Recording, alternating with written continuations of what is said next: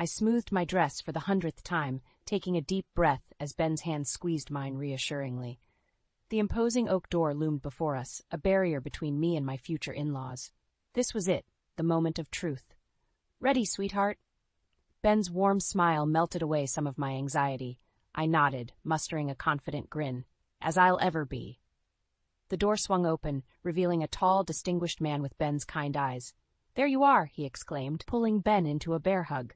"And you must be Nora. Welcome, my dear." "Thank you, Mr. Harrison," I said, accepting his firm handshake. "Please call me Alan. Come in, come in. Patricia's been fussing all morning." We stepped into a pristine foyer that could have graced the pages of a home decor magazine. Everything was immaculate, from the polished hardwood floors to the crystal chandelier overhead. "Benjamin!" A sharp voice cut through the air. I turned to see a woman descending the staircase, her silver hair perfectly coiffed, her posture ramrod straight. This had to be Patricia. "Hello, Mother," Ben said, his voice tightening almost imperceptibly. Patricia's eyes swept over me, assessing. "So this is Nora." I extended my hand. "It's a pleasure to meet you, Mrs. Harrison." She barely touched my fingers before withdrawing. "Charmed, I'm sure. Well, don't just stand there. Let's move to the sitting room. I've prepared tea." As we followed her, I caught Ben's apologetic glance. I gave him a small smile, determined not to let his mother's chilly reception dampen my spirits. The sitting room was as immaculate as the foyer, with delicate china teacups already set out. We settled onto the plush sofas, the silence thick with unspoken expectations. "So, Nora," Patricia began, her voice syrupy sweet, "Ben tells us you're from, where was it again? Ohio?" "Indiana, actually," I corrected gently. "A small town outside of Indianapolis." "Ah, yes. How quaint." The way she said it made it sound like anything but. "And what is it you do, dear?"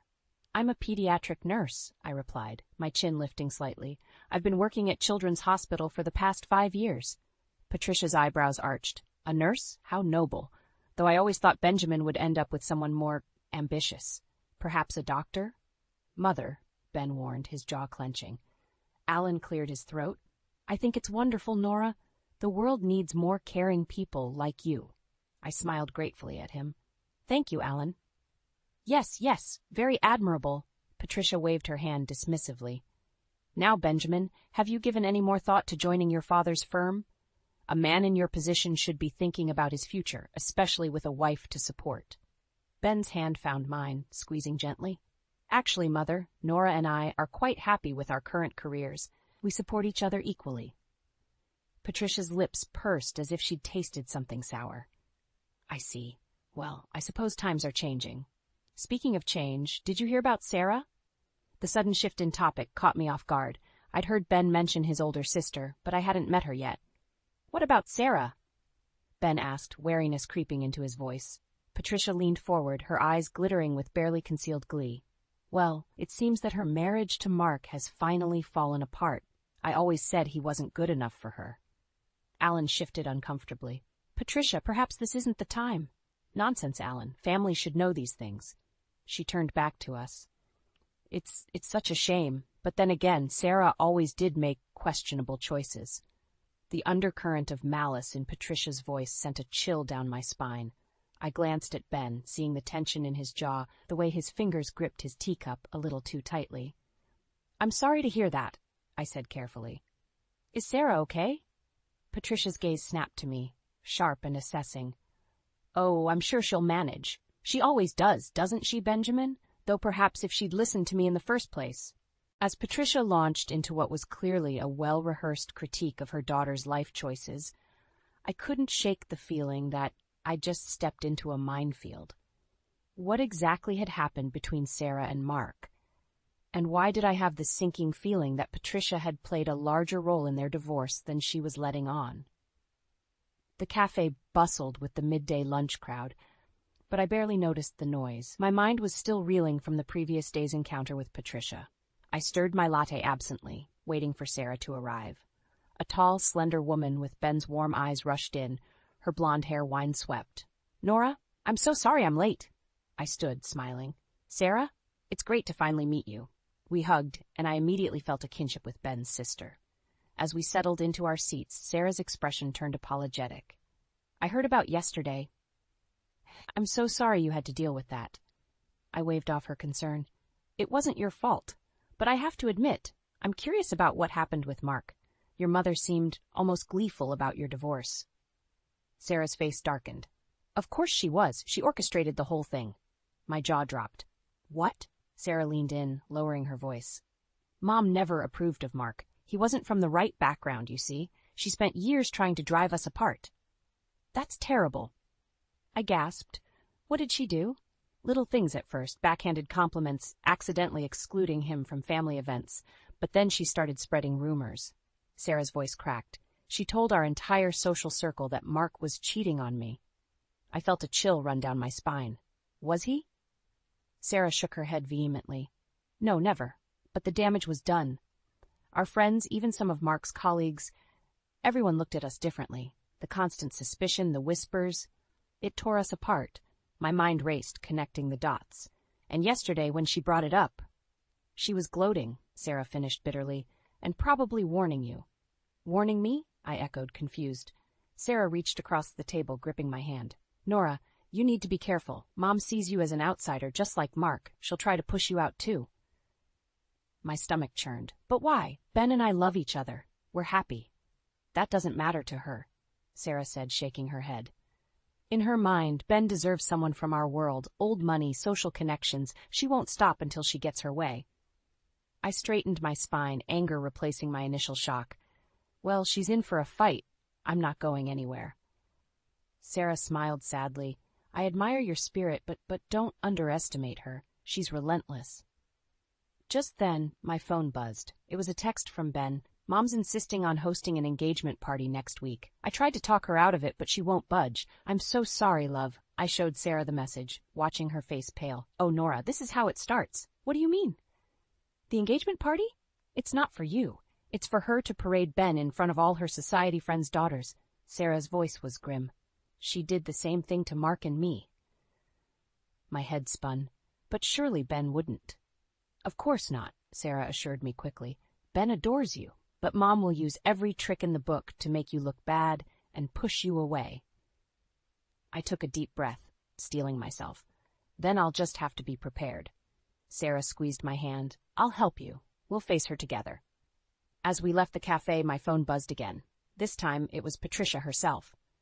Nora, dear, I do hope you have something suitable to wear for the engagement party. Perhaps we should go shopping? I know the most darling boutique. I stared at the message, my jaw clenching. The seemingly innocent offer was loaded with implications, that I wasn't good enough, that I needed her help to fit in. What is it? Sarah asked, noticing my expression. I showed her the text. It's starting, isn't it? Sarah nodded grimly. Welcome to the battlefield, Nora. Are you ready? I lifted my chin, a fire of determination burning in my chest. Bring it on! The bridal boutique was a sea of white lace and tulle, but I felt anything but serene. Patricia's voice grated on my nerves as she flitted from rack to rack, pulling out gowns that were more suited to her taste than mine. Oh, Nora, darling, she cooed, holding up a monstrosity of ruffles and beads. This would be perfect for you. It'll hide all those problem areas. I gritted my teeth, forcing a smile. Thank you, Patricia, but I was thinking of something simpler. She skipped, shaking her head. But, dear, this is your big day. You want to look like a princess, don't you? Before I could respond, my phone buzzed. It was a text from Ben. How's it going? Do you need a rescue? I smiled, typing back quickly. Not yet, but stay on standby. Nora?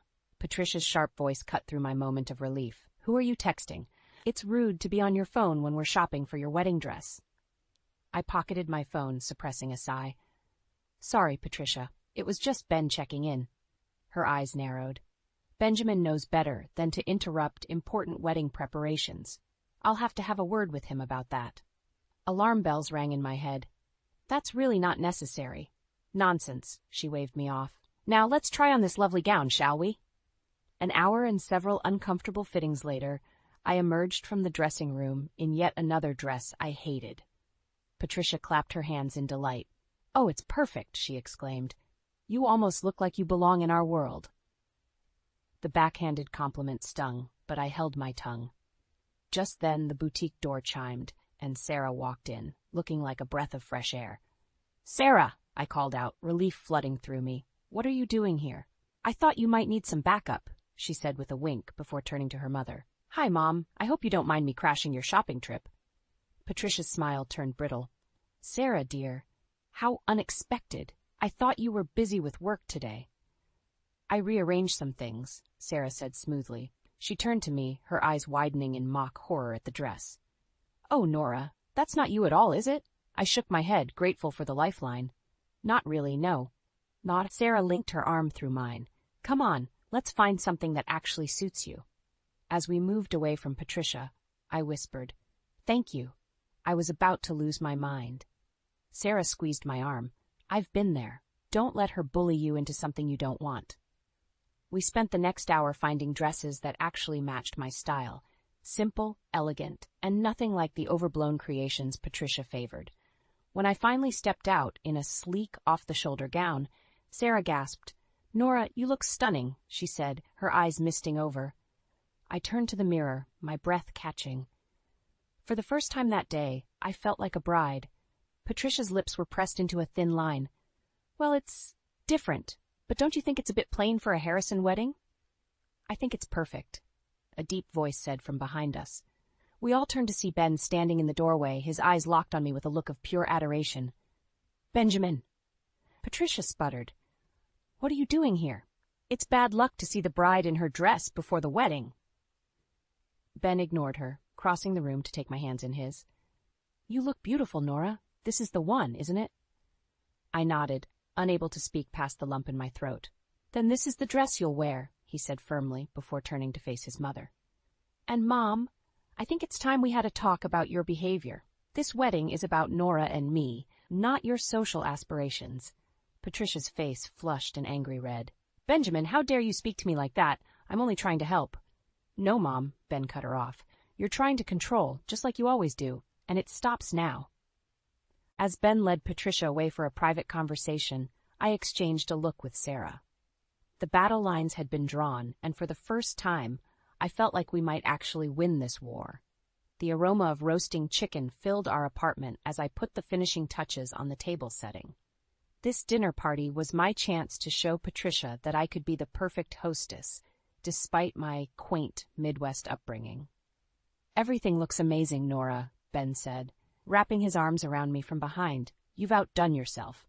I leaned into his embrace, savoring the moment of calm before the storm. I just hope your mother appreciates it.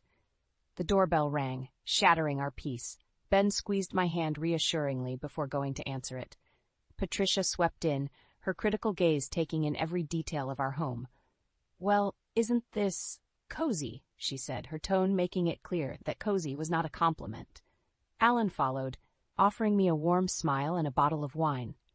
The place looks lovely, Nora. As we settled around the dining table, I could feel Patricia's eyes on me, watching my every move. I took a deep breath and began serving the meal I'd spent hours preparing. So, Nora, Patricia began, her voice syrupy sweet, tell me about your family's traditions. I'm sure they must be so interesting. I smiled, determined not to let her get under my skin. Well, we have a lot of wonderful traditions. Every summer, we— Oh, how quaint, Patricia interrupted, not even trying to hide her condescension. I suppose that's what people do when they don't have access to more refined pastimes. Ben's fork clattered against his plate. Mother, that's enough. But Patricia was on a roll. I'm just trying to understand Nora's background, dear. After all, she'll need to learn how things are done in our circles if she's going to be a proper wife for you. My cheeks burned with a mix of anger and humiliation. I assure you, Patricia, I'm quite capable of adapting to new situations. Of course you are, dear, she patted my hand patronizingly. But there's so much you don't know. The social obligations, the charity galas, the proper way to address people of certain standing. It's a lot to learn for someone from your background. Mom, stop it, Ben growled, his patience clearly wearing thin. I took a deep breath, forcing myself to stay calm. I appreciate your concern, Patricia, but I'm confident in my ability to navigate any social situation. Patricia's eyes narrowed. Really? Then perhaps you can explain the proper way to address a duchess at a formal event, or which fork to use for the fish course at a state dinner. That's irrelevant, Ben interjected. Nora doesn't need to know any of that. Oh, but she does, Patricia insisted. That unless you plan on embarrassing the family at every turn. Something inside me snapped. I stood up, my chair scraping against the floor. Enough, Patricia. I may not know which fork to use for fish, but I do know how to treat people with kindness and respect, something you seem to have forgotten. The room fell silent. Alan looked uncomfortable, while Ben stared at me with a mix of surprise and pride. Patricia's face flushed an angry red. How dare you speak to me like that, Benjamin? Are you going to let her disrespect me in this way? To my shock, Ben stood up and came to stand beside me. Actually, Mother, I think Nora's right. Your behavior tonight has been appalling. Patricia's mouth opened and closed like a fish out of water. I was only trying to help. No, you weren't, Ben said firmly. You were trying to belittle and intimidate Nora, and I won't stand for it anymore. Alan finally spoke up, his voice quiet but firm. Patricia, I think it's time we left. As Ben showed his parents out, I sank back into my chair, my hands shaking. What had I done? I'd just confronted my future mother-in-law, potentially ruining any chance of a peaceful family dynamic. Ben returned, kneeling beside me. Nora, I'm so sorry. I should have put a stop to her behavior long ago. I looked into his eyes, seeing nothing but love and support. What do we do now, Ben? I don't think I can keep pretending everything's okay. He took my hands in his expression serious. We don't. It's time we set some boundaries with my parents, even if it means distancing ourselves from them. My heart raced at the implications of his words. Are you sure? That's a big step. Ben nodded, his jaw set with determination. I'm sure. You're my family now, Nora, and I won't let anyone, not even my mother, treat you this way. As we held each other, I realized we were at a crossroads. The decision we made now would shape our future and our relationship with Ben's family forever. But looking into Ben's eyes, I knew that whatever came next, we'd face it together. The tension in the room was palpable as I sat between my parents and Ben, facing Patricia and Alan across the table. We'd decided to have a family dinner to discuss the wedding plans, but Patricia's behavior at our dinner party was still fresh in everyone's minds. My mother, usually the picture of Midwestern politeness, was uncharacteristically frosty towards Patricia. I must say, I was shocked to hear about your comments regarding Nora's background, she said, her voice tight. Patricia had the grace to look uncomfortable. I assure you, I meant no offense. I was merely concerned about Nora's ability to adapt to our way of life. Our way of life? My father's eyebrows shot up. And what exactly is wrong with the way we raised our daughter? Ben squeezed my hand under the table as I took a deep breath. Patricia, I understand you have concerns, but I assure you I'm more than capable of handling any social situation. Patricia's lips thinned. Oh, darling, you say that now, but you have no idea what you're getting into. The expectations, the scrutiny, it's not for the faint of heart. That's enough, Mother, Ben said, his voice sharp. Nora has shown nothing but grace and poise, despite your constant criticism. Alan cleared his throat. Perhaps we should focus on the wedding plans. Have you two decided on a venue yet? I latched onto the change of subject gratefully. Actually, we were thinking of having it at my family's lake house in Indiana. It's beautiful in the summer and... Indiana, Patricia interrupted, aghast. But darling, what about the country club? All our friends and connections will be expecting an invitation. Ben's jaw clenched. This isn't about your friends, Mom. It's about what Nora and I want. Patricia's eyes narrowed. Benjamin, you need to think about your future. The connections you make at events like this can be crucial for your career. My career is doing just fine without using my wedding as a networking opportunity, Ben snapped. The tension in the room ratcheted up another notch. I could see my parents exchanging worried glances, clearly uncomfortable with the family drama unfolding before them. I think, I said, trying to keep my voice steady, that Ben and I need to make these decisions for ourselves. We appreciate your input, Patricia, but ultimately, this is our wedding. Patricia's face flushed an angry red. You ungrateful girl. After everything we've done for you, this is how you repay us? By turning our son against us? Mom, Ben shouted, standing up so abruptly his chair toppled backward. That's enough. I won't let you speak to Nora that way anymore. The room fell silent, everyone stunned by Ben's outburst. I reached for his hand, trying to calm him, but he was trembling with anger. Ben, Alan said softly, Son, please sit down. Let's discuss this calmly. But Ben shook his head. No, Dad, I'm done discussing. I'm done trying to please you and Mom at the expense of my own happiness. He turned to me, his eyes softening. Nora, I think we need to have a private conversation. Confused and a little scared, I nodded and followed him out of the dining room and into the kitchen. Behind us, I could hear Patricia's indignant sputtering and my parents' attempts to smooth things over. Once we were alone, Ben took both my hands in his. Nora, I can't do this anymore. I can't watch my mother tear you down day after day. My heart raced. What are you saying, Ben? He took a deep breath. I think we need to consider cutting ties with my parents after the wedding, at least until they can learn to respect you, respect us. I gasped, the weight of his words hitting me like a ton of bricks. Ben, that's a huge decision. Are you sure? He nodded, his expression resolute. I've never been more sure of anything in my life. You're my family now, Nora. You're my future, and I won't let anyone, not even my parents, jeopardize that. As I stared into Ben's determined eyes, I realized we were standing at a crossroads. The decision we made now would change everything. Our relationship with his family, our future, maybe even who we were as people. But as the sounds of argument drifted in from the dining room, I knew we had to make a choice. Okay, I whispered, squeezing his hands. If you're sure, then I'm with you. Whatever comes next, we'll face it together. Ben pulled me into a tight embrace, and as I buried my face in his chest, I wondered what storm we had just unleashed, and if we were truly ready to weather it.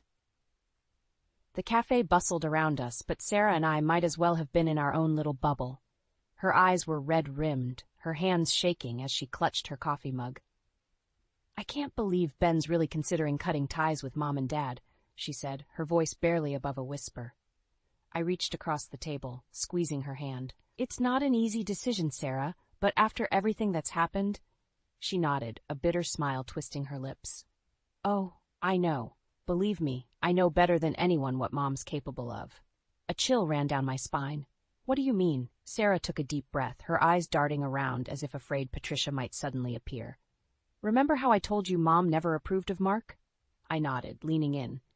Well, it was more than just disapproval. She orchestrated our entire divorce. My jaw dropped. What? How? Sarah's voice cracked as she spoke. She started spreading rumors. Told everyone that Mark was cheating on me with his secretary. It wasn't true, of course, but people believed her. Our friends, our colleagues, suddenly everyone was looking at us differently. I felt sick to my stomach. That's horrible, Sarah. I'm so sorry. She waved off my sympathy. It gets worse. She hired someone to Photoshop images of Mark with other women, sent them to me anonymously. I was devastated, confused. I confronted Mark, and he had no idea what I was talking about. By the time we figured out what was happening, the damage was done. Our trust was shattered. My mind reeled, trying to process the depths of Patricia's cruelty. But why would she do that? Sarah's eyes met mine, filled with a mixture of pain and warning. Because Mark wasn't from the right background, because he threatened her idea of what our family should be. And Nora, she's planning to do the same thing to you. The world seemed to tilt on its axis. What? I overheard her on the phone, Sarah said, her voice urgent. She was talking to one of her society friends, saying how she was going to take care of the Nora problem, just like she did with Mark. She's planning something, Nora. Something big. My heart raced, panic rising in my throat. We have to tell Ben. We have to. Tell me what? We both jumped as Ben appeared at our table, his brow furrowed in concern. Sarah and I exchanged a look, and I knew we couldn't hide this from him. Taking a deep breath, I recounted everything Sarah had just told me. Ben's face grew darker with each word, his hands clenching into fists. When I finished, he was trembling with barely contained rage. I'll kill her, he growled. I'll fucking kill her. Ben, no, I said, grabbing his arm. We can't stoop to her level. Then what do we do? He demanded. Just sit back and let her destroy our relationship like she did Sarah's? Sarah spoke up, her voice stronger now. We fight back, we expose her for who she really is. Just then my phone buzzed. It was a text from an unknown number containing a single image. My blood ran cold as I opened it. It was a photo of me, clearly doctored, in an intimate embrace with a man who wasn't Ben. The accompanying message read, "Such a shame. I wonder what Ben will think when he sees this." My hands shook as I showed Ben and Sarah the message. Ben's face went pale, then flushed with anger. "That's it," he said, his voice deadly calm. "We're done. We're cutting them out completely." "Ben?" I started, but he cut me off. "No, Nora. This ends now. We're getting married in 2 weeks, and my parents won't be there. We'll start our new life without their toxic influence." As Ben pulled out his phone, presumably to call his parents, I exchanged a worried glance with Sarah. This was it, the point of no return. Whatever happened next would change all of our lives forever. I took a deep breath, steeling myself for the storm that was about to break. We'd made our choice. Now we had to live with the consequences. The morning of my wedding day dawned bright and clear, but the knot in my stomach had nothing to do with pre-wedding jitters. Ben and I had made our decision. His parents wouldn't be attending. The peace of the last 2 weeks had been hard-won. But now, as I stood in my childhood bedroom, staring at my reflection in my wedding gown, I couldn't shake the feeling that the other shoe was about to drop. Sarah burst into the room, her bridesmaid dress swishing around her legs. "Nora, you look beautiful." Her smile faltered as she saw my expression. "What's wrong?" I shook my head, forcing a smile. "Nothing, just nerves, I guess." Sarah squeezed my hand. "Hey, it's going to be okay. Ben loves you, and that's all that matters." Just then, my phone rang. The caller ID made my blood run cold. Patricia. Sarah's eyes widened. "You don't have to answer that." But I knew I did. With trembling fingers, I picked up the phone. "Hello? Nora, darling." Patricia's voice was syrupy sweet, a stark contrast to her usual clipped tones. "I hope I'm not interrupting anything important." I swallowed hard. "Patricia, it's my wedding day. What do you want?" "Oh, I know, dear. That's why I'm calling. Alan and well, we've been doing some thinking. We realize we may have been a bit harsh in our judgments." My heart raced. Was this really happening? I don't know what to say. "Say you'll tell us where the ceremony is being held. We'd like to be there to support you and Benjamin." For a moment, hope fluttered in my chest. Maybe, just maybe, things could be different. But then I remembered the doctored photo, the cruel words, the pain in Sarah's eyes as she recounted her divorce. "I'm sorry, Patricia," I said, my voice stronger than I felt. "But Ben and I have made our decision. The wedding is family only, and, well, you're not invited." There was a sharp intake of breath on the other end of the line. "Now, you listen here, you ungrateful little—" I ended the call, my hands shaking. Sarah looked at me, her face a mixture of pride and concern. "You did the right thing, Nora." Before I could respond, there was a commotion downstairs. We rushed to the window to see Patricia's sleek black car pulling up in front of the house. "Oh, no," Sarah whispered. She wouldn't. But we both knew she would. Patricia emerged from the car, Alan trailing behind her, looking uncomfortable. "We have to warn Ben," I said, panic rising in my throat. Sarah nodded, already typing furiously on her phone. "I'll tell him. You stay here. Don't let her see you in your dress." I paced the room, my heart pounding as I heard raised voices downstairs. My parents, Ben, Sarah, all trying to reason with Patricia. Suddenly, the door burst open. Patricia stood there, her face flushed with anger. "How dare you exclude us from our own son's wedding?" I straightened my spine, meeting her gaze. "Patricia, please, this is supposed to be a happy day." "Happy?" she spat. "You've turned my son against me. You've ruined everything." "No, Mom." Ben's voice came from behind her. He stepped into the room, his eyes locked on mine. "You did that all on your own." Patricia whirled to face him. "Benjamin, you can't be serious. This girl isn't right for you. She'll never fit into our world." Ben's jaw clenched. "Then maybe it's time I found a new world, one that includes Nora and excludes your toxicity." Patricia's face crumpled, tears welling in her eyes. For a moment, I almost felt sorry for her. But then I remembered everything she'd done, everything she'd tried to do. "Patricia," I said softly, "I think it's time for you to leave." She looked at me, then at Ben, her eyes wild. "This isn't over," she hissed. "You'll see. You'll both see what a mistake you're making." As Alan gently led Patricia away, I sagged against Ben, the weight of everything finally hitting me. "Are we doing the right thing?" I whispered. Ben tilted my chin up, his eyes filled with love and determination. "Absolutely. Now, what do you say we go get married?" As we walked hand in hand towards our future, I knew that whatever challenges lay ahead, we'd face them together. The war with Patricia might not be over, but today, Love had won the battle. The shrill ring of my phone pierced the peaceful morning air of our honeymoon suite. Ben stirred beside me, but I quickly silenced it, recognizing the number. Patricia, again. For a moment I considered ignoring it, as I had for the past week, but something inside me snapped. Enough was enough. "Hello, Patricia," I answered, my voice steady. "Nora, darling," she cooed, her tone dripping with false sweetness. "I hope I'm not interrupting your little getaway." I sat up straighter, steeling myself. "What do you want, Patricia?" "Oh, I just thought we should chat woman to woman. You see, I've been thinking about our little misunderstanding." I almost laughed. Misunderstanding? Is that what you call trying to sabotage our relationship? Now, she'd skied. Let's not dwell on the past. I'm willing to let bygones be bygones if you are. All you need to do is convince Benjamin to reconcile with us. After all, family is everything, isn't it? The audacity of her request made my blood boil. Family? You tried to destroy your own daughter's marriage. You sent fake photos to break us up. That's not family, Patricia. That's manipulation. "You ungrateful little," she started, but I cut her off. "No, you listen to me now," I said, my voice low and firm. "I've had enough of your games, your insults, your thinly veiled contempt for my quaint Midwestern background." "Well, you never what? Never thought I'd stand up to you? Never imagined I might have a backbone?"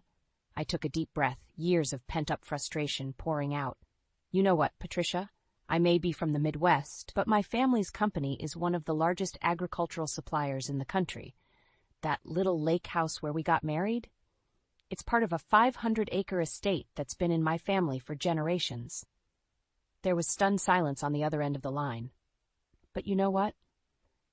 I continued. "None of that matters. What matters is that Ben and I love each other. We support each other, and we don't need your approval or your toxic presence in our lives." You can't just cut us out," Patricia sputtered. "We're his parents." "You're right, you are his parents, but that doesn't give you the right to control his life or belittle his choices. Ben has made his decision, and I stand by him. If you ever want to be part of our lives again, you need to take a long, hard look at your behavior and make some serious changes." I could hear Patricia's ragged breathing on the other end of the line. When she spoke again, her voice was small, almost broken. I don't know how. For a moment, I felt a flicker of pity. "Start by apologizing. To Ben, to Sarah, to Mark. Seek therapy. Learn to respect boundaries. It won't be easy, but if you truly want to be part of our lives, that's what it will take." There was a long pause. I'll think about it," she finally said, before hanging up. I sat there, phone in hand, feeling like a weight had been lifted from my shoulders. Ben stirred beside me, his eyes full of concern and love. "Was that my mother?" he asked softly. I nodded, recounting the conversation. When I finished, Ben pulled me into a tight embrace. "I'm so proud of you," he whispered. "You stood your ground, but you also left the door open. That's more than she deserves." I leaned into his warmth, feeling a sense of peace wash over me. "Do you think she'll change?" Ben sighed. "I don't know, but what I do know is that we're stronger together. Whatever happens, we'll face it as a team." As we lay there, the morning sun streaming through the windows, I realized that this was the true happy ending. Not a fairy tale where all conflicts magically resolve, but a real, messy, beautiful life where we choose each other every day. Patricia might never change. She might never be the mother-in-law I'd hoped for. But that was okay, because I had Ben and Sarah and a whole new family that accepted and loved me for who I was. And in the end, that was all that mattered. My breath caught in my throat as I opened the door. There stood my ex-husband Ellis, as infuriatingly handsome as ever, and next to him his imposingly stern mother, Lorraine. "What the hell are you doing here?" I demanded, blocking their entry. Ellis flashed his signature dazzling smile. "Aren't you going to invite us in, Bryn?" I crossed my arms. "Absolutely not. How did you even know where I lived?" Lorraine huffed indignantly. "We asked your sister, though I can't fathom why she'd tell us after how dreadful you treated our Ellis." My jaw dropped in disbelief. The audacity! I straightened my back and met Lorraine's glare. "You have 10 seconds to explain yourselves before I call security." "Bryn, dear, no need for threats," Ellis interjected gently. "We merely want to discuss our living arrangements now that the unnecessary hostility from our split has faded." "Living arrangements?" Is he serious? He stood there perfectly poised in his designer suit, as if this were a business deal. I almost laughed at the sheer lunacy. Ellis, if you think for 1 second that I'd ever allow you back into my life— We understand you're still emotional, Lorraine interrupted, which is why Ellis and I have decided I will move in as well temporarily to ease the transition. Transition? Now I knew they'd lost their minds. I stepped forward, backing them towards the elevator. Let me make this crystal clear. There is nothing to transition back to. We are divorced. Ellis's smile faded, his voice taking on a hint of steel. Don't be rash, Bryn. You may regret it. A warning? From him? My temper flared. The only thing I regret is wasting years married to you. Now get out before I call security and the police. I jabbed angrily at the elevator button. The doors slid open and I motioned brusquely for them to leave. Ellis hesitated, then stepped in, Lorraine close behind. As the doors began closing, Ellis called out, Remember, Bryn, you forced my hand. I caught my breath, pulse racing. Forced his hand? The veiled threat hung in the air. I had no doubt Ellis was ruthless enough to follow through if I didn't act first. I strode rapidly back into my condo, locking the door. I wouldn't put it past them to try to re-enter while I was distracted. I poured myself a shaking glass of wine, equal parts furious and unnerved. So this was Ellis's endgame. He likely assumed the divorce left me broken, expecting me to cave to his demands. He always did underestimate me. I downed the wine in one long swallow. Well, not this time. If it was a war Ellis wanted, then it was war he would get, and I refused to lose. I downed my second glass of wine, still reeling from the morning's confrontation. Ellis's parting words haunted me. Forced his hand? What exactly was he planning? My phone buzzed. It was a text from Lorraine. We need to discuss this further. Expect us at 7 p.m. The hell you will, I shouted at the phone. I fired off a reply. Do not come here or I will call the police. This is harassment. Her response was swift. Don't be dramatic. We just want to talk.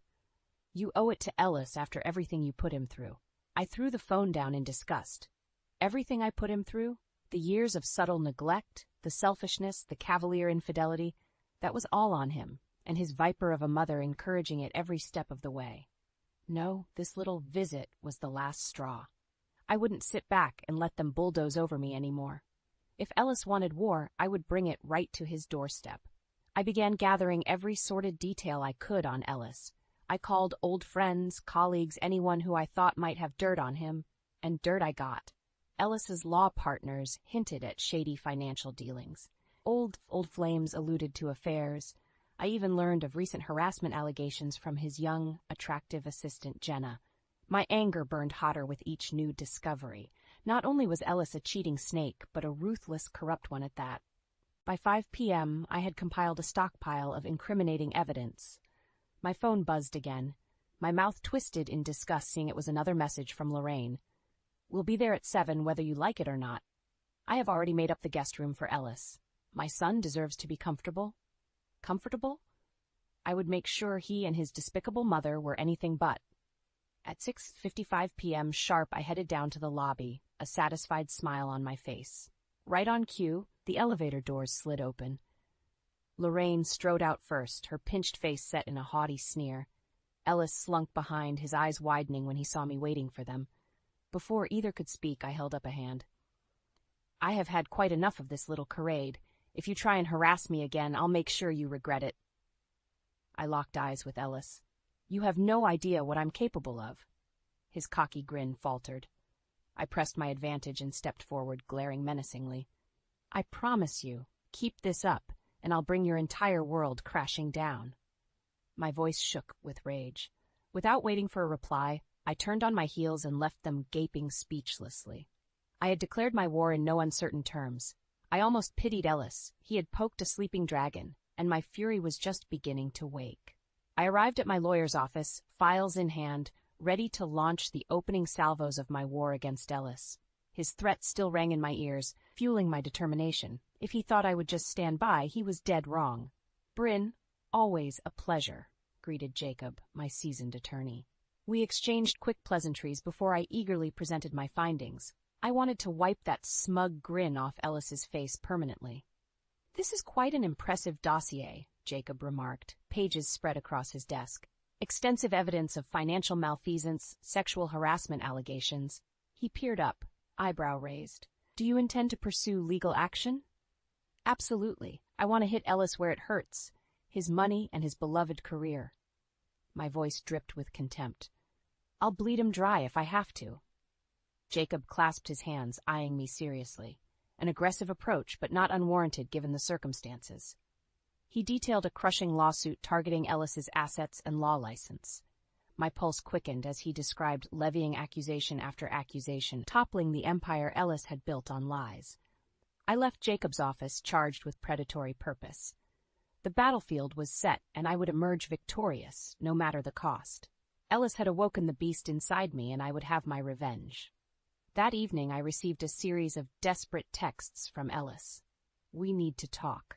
Lorraine is frantic. She invested her life savings in my latest development project, and now the funding has collapsed. We're facing financial ruin if I can't access additional capital right away. Please, I'm begging you. I stared coldly at his groveling messages. Ruin? He didn't know the meaning of the word. But he would soon enough. Bryn, please. Lorraine refuses to speak to me. You know how she gets. I swear I'll pay you back once this deal gets back on track. Sneering, I began typing a response when my phone suddenly rang. It was Ellis, likely calling to pathetically plead his case further. What? I answered sharply. Bryn, thank God. Ellis's voice wavered desperately. I know things ended badly between us, but you must help me. Must help him? I almost laughed at his audacity. In the background, I could hear Lorraine's shrill voice. If you can't fix this, Ellis, you're no son of mine. I'd heard enough. Ellis, our relationship died the second you betrayed our marriage vows the first time. I want nothing more to do with you or that harpy you call a mother. The line went silent except for Lorraine's strangled gasps. Good, let them drown in panic. Please, Bryn, Ellis implored weakly. I'll tell you exactly what you can do, Ellis, I interrupted. You can sign these divorce papers and terminate all contact. Maybe then I'll consider not ruining what's left of your career. Checkmate. The battle lines were drawn and my artillery was locked on target, now to fire at will. The silence on the line felt endless as I awaited Ellis's response. Finally, in a broken whisper, I heard him utter, "As you wish, I will sign the papers." His defeated words were sweet satisfaction. I promptly received the signed divorce decree, granting me a clean break along with a substantial settlement befitting my suffering. As an added bonus, Ellis included a sworn affidavit confessing to multiple infidelities. My lips curled maliciously reading his written admission of guilt. It would come in useful later to annihilate any remaining sympathy for him. I decided to also pursue action against his law license. Just because I had won my freedom didn't mean Ellis deserved to walk away unscathed. His beloved career would be the next casualty in my war against him. Over the following weeks, Jacob and I meticulously prepared complaint letters to the State Ethics Committee documenting Ellis's confessed adultery and chronicling accounts of his shady financial dealings. This will undoubtedly trigger an official investigation based on the severity of accusations, Jacob commented as we finalized the exhaustive records. It won't be pleasant for him. These committees rarely show mercy, especially with the hard evidence we're providing. Good, I thought, coldly. Let him be raked over the coals. He didn't deserve mercy or even basic compassion after what he did to me. Soon after submitting the complaints, I received satisfying updates of their swift and devastating impact. Ellis was placed under immediate review at his firm and barred from taking on new clients amidst the swirling accusations. Lorraine also kept involuntarily involving herself, as I knew she would. She left me endless raging voicemails when the ethics investigation was announced, blaming me for trying to destroy Ellis over nothing. Destroy him? Oh, I was just getting started. Her shrill accusations only strengthened my resolve. When Lorraine finally had the nerve to show up pounding at my door, I quickly put her in her place. "This is all your fault, you deceitful bitch," she screamed when I opened the door. Before she could spit anything else, I stepped forward and struck her sharply across the face. She staggered backwards in shock, eyes filling with tears. "Get the hell out, and if you ever come here again, the next slap will draw blood." I spat vehemently, slamming the door on her stunned face. Immediately, I filed for restraining orders against the both of them. I wanted the protection of the law to cement my separation from their toxicity. In the following weeks, every update Jacob sent regarding Ellis's deteriorating reputation and mounting legal troubles filled me with fierce satisfaction. With each judgment against him, with each damning headline, I could practically hear the foundations of his world cracking and crumbling. Good riddance. He was finally getting what he deserved. As I stood on my balcony overlooking the dazzling cityscape, I raised my wine glass in celebration. The view now perfectly symbolized my hard-won victory, rising high above the ruins of Ellis and Lorraine, exactly where I belonged. The sharp clack of high heels in my marble foyer pulled my eyes from the jaw-dropping view. I turned with a scowl, assuming it was Lorraine again attempting to barge in despite strict security protocol. But my glare transformed instantly to shock when instead I saw Ellis's young assistant Jenna striding towards me, fiery determination in her eyes. My surprise quickly shifted to anger. "How the hell did you get in here?" I demanded. She waved a keycard dismissively. "I have my methods, but that's not important." "Breaking into my home sure seems pretty damn important," I retorted. Ignoring me, Jenna declared, "I'm here to discuss Ellis." That got my attention. I crossed my arms skeptically. She took a breath. "You should know, Ellis and I are seeing each other. Have been for a while, actually." Seeing each other? Why wasn't I surprised? Ellis always did have a penchant for screwing young subordinates. First his pathetic associate at his old firm and now his new assistant. Despicable but almost impressive in the sheer audacity. I raised an eyebrow. So the harassment claims against him were what? Foreplay? Jenna flushed angrily. "No, I really was upset with him at first. The way he pursued me was so aggressive and manipulative." Her voice trailed off. Interesting. I wondered what lies Ellis had fed her to get into her pants. Jenna finally met my gaze. "But over time he made me feel so special, like I was the only one who really knew the real him, you know?" I stared at her blankly. Oh, I knew the real Ellis, all right, a selfish, sneaky scumbag. But I bit my tongue, curious where Jenna was going with this sob story. Haltingly, she continued. "The point is, I think I love him, and I want to help fix this situation with you and his mother." Fix this? I almost burst out laughing. There was no fix for what Ellis had done, but Jenna's hopeful eyes stopped my bitter response. "Ellis says if you two could just talk," she trailed off hopefully. Now I did laugh harshly. "Jenna, listen closely. There is nothing on earth that could convince me to willingly speak to Ellis again." I sighed, seeing her face fall. "I know you think you see something special in Ellis, but take it from his ex-wife. That man doesn't have a sincere bone in his body." Jenna's lip quivered. For a moment, I almost pitied her. Clearly Ellis had spun an expert web of lies and empty promises, just as he had with me years ago. Straightening sharply, I opened the door and motioned for her to leave. "Go find someone who treats you with genuine care, Jenna. Ellis isn't capable of that." Her eyes watering, Jenna hurried out without another word. I firmly shut the door behind her. Sighing deeply, I leaned against it for support. Oh yes, Ellis certainly had a type, young, naive, and vulnerable. Well, his new plaything was about to get a brutal life lesson about the true ugliness lying underneath Ellis's polished veneer, a lesson I knew all too well. In the weeks following Jenna's unexpected visit, I immersed myself in work, trying to forget the latest absurd drama. I had just secured a major promotion, validating years of tireless effort. I wouldn't let Ellis undermine all I had achieved. That resolve wavered when I arrived home one evening to find Lorraine lurking yet again outside my building, still somehow evading security. Her piercing voice cut through the night air before I could avoid her. "I hope you're satisfied with yourself," she seethed. "Ellis is at risk of losing everything because of your petty grudge." Petty grudge?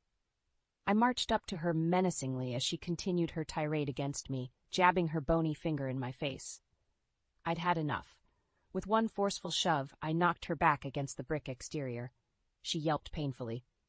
"If you harass me again, they'll be carting you out of here in a body bag," I growled through gritted teeth. "Stay the hell away from me." I stormed off, leaving Lorraine sputtering furiously. My phone soon buzzed with her incensed texts. "When Ellis finds out about this, it will just further motivate him to destroy you at any cost." Good luck with that, I thought acidly. Though the threat gave me pause, I knew Ellis was ruthless enough to make good if desperate. Over the next week, I learned things had only gotten worse for him professionally. The ethics investigation was in full swing, more sordid details emerging, including confirmation Ellis had pilfered client funds for his failed developments. Partners were fleeing his firm and creditors were hounding him relentlessly. His personal life fared no better. Jenna had moved out abruptly, presumably finally waking up to reality. Ellis was unraveling rapidly.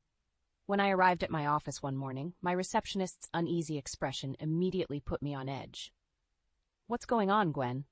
She wrung her hands nervously. "There's someone waiting for you. Jenna, she's extremely upset." "Jenna again? What now?" I hurried to my office to find Jenna sobbing uncontrollably, mascara streaking her inflamed face. "Jenna, what happened?" I asked warily. "It's Ellis," she choked out. "I went by his place to talk, and he was just destroying everything in a drunken rage." She buried her face in her hands as a fresh wave of hysteria overcame her. I sank down beside her and spoke evenly. "Jenna, listen, when people show you who they are, believe them the first time." I recounted my own painful history with Ellis's vindictive anger. Jenna lifted her head slowly, eyes widening with revelation. "Oh my God, Bryn, I am so sorry," she whimpered. "This whole time I thought you were just vengeful, but now I see Ellis clearly for the monster he is." I nodded gravely as she divulged new information on Ellis's violence and manipulation against her, cementing his abusive patterns. As Jenna composed herself, we agreed to coordinate with authorities on appropriate restraining actions. For her sake and mine, Ellis needed to face consequences.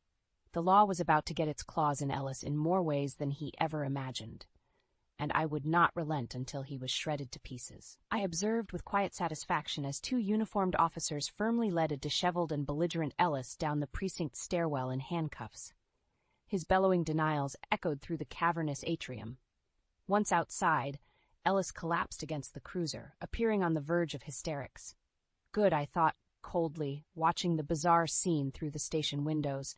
Let him finally experience even a fraction of the torment he had so callously inflicted. I had coordinated closely with Jenna as well as Jacob to pursue immediate legal action against Ellis for assault, abuse, and violations of our restraining orders. The detailed accounts of his violence and manipulation left authorities with little recourse but to arrest him. That gratifying image was just the beginning. Over subsequent weeks, I was regular fixture at the courthouse, bearing witness to the comprehensive dismantling of Ellis's life. The ethics committee convened intense hearings, poring through reams of records I had supplied confirming not just Ellis's adulterous behavior, but willful professional misconduct. Account statements showed substantial sums Ellis had funneled from client estates into his own failed ventures. An open and shut case of embezzlement. I observed silently as Ellis took the stand, clamoring fruitlessly to defend himself. The prosecution interrogated him ruthlessly until he crumbled, admitting defeat.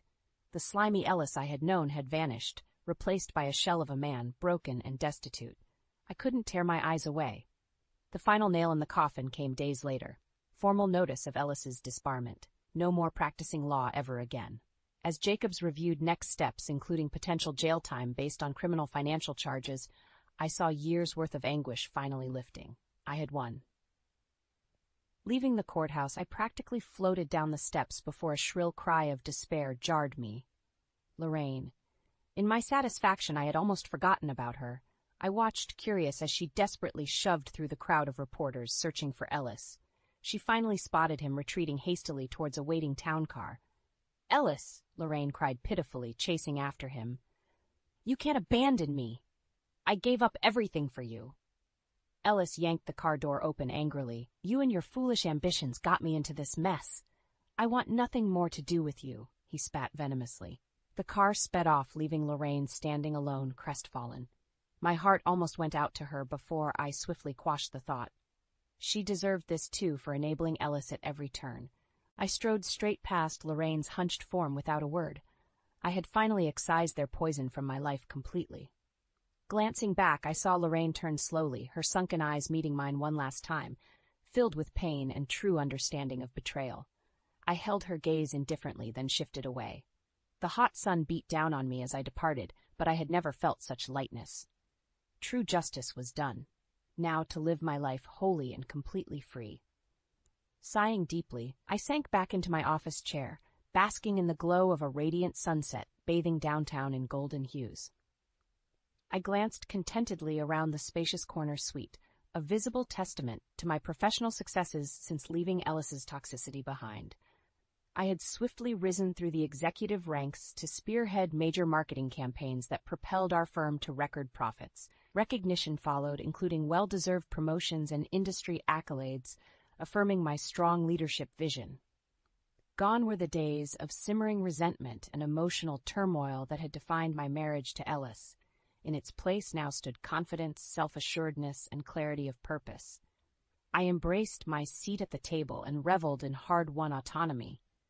The board was even grooming me for an imminent CEO role, acknowledging my instrumental role in recent triumphs. My throat tightened unexpectedly with emotion. God knows Ellis and Lorraine would have ruthlessly exploited my position and earnings for their own selfish agenda, just as ruthlessly as they had our marriage.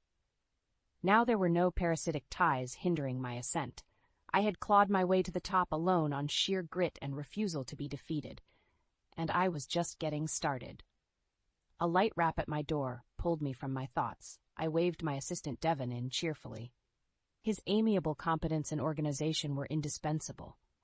"Here is the market analysis you requested," he said, handing me a freshly bound presentation. "Also, your guest has arrived downstairs." I smiled broadly, heart quickening. "Excellent. Send him up, please." Moments later, I heard a firm knock.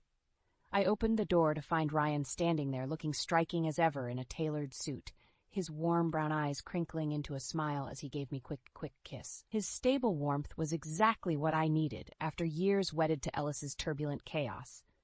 We reconnected by coincidence when Ryan joined the firm's legal team, finding chemistry still lingered from our college days. An easy rapport quickly blossomed into a blossoming relationship on my terms and timing.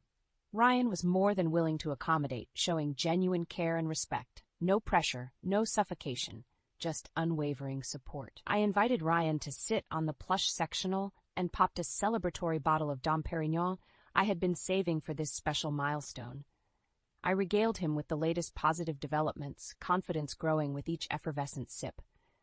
Ryan listened attentively, interjecting words of encouragement and pride in my accomplishments. I realized suddenly I hadn't felt this secure in my entire adult life. Ryan wrapped his arms around me reassuringly, as if reading my thoughts. No, with him I had found an equal partnership, one grounded in trust and healthy boundaries, the very foundation Ellis had torpedoed. Gazing out at the glittering skyline abuzz with possibility, I nestled contentedly into Ryan's sturdy embrace. The sweet taste of triumph filled my mouth, more rich and satisfying than the finest champagne.